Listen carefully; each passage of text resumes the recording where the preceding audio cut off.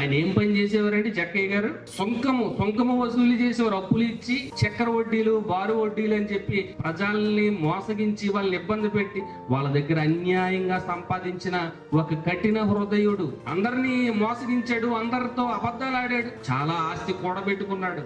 అతను ఏంటి యేసుక్రీస్తు గురించి అందరూ మాట్లాడుకుంటున్నారు, ఆయన ఏదో గొప్ప వ్యక్తి అని, ఆయన ఏవో మంచి మాటలు చెప్తాడని, ఆయన నేను ఒకసారి చూడాలి, ఆయన ఎలాగైనా నేను కలుసుకోవాలి అని యేసుక్రీస్తు వారు వచ్చే దారిలో ఎదురు చూశాడండి. ఆయన వస్తున్నాడని తెలిసి జనాలు గుంపు కూడి ఉండుట చేత పుట్టివాడు కనుక కనబడకపోతే మేడి చెట్టు ఎక్కాడంట.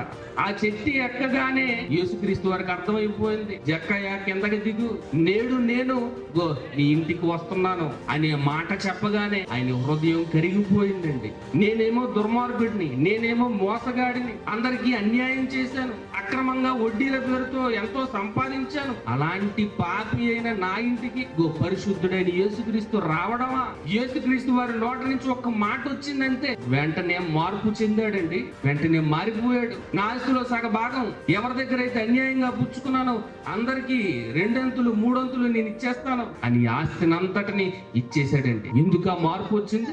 యేసుక్రీస్తు మాటలలో ఉన్న శక్తి అటువంటిది.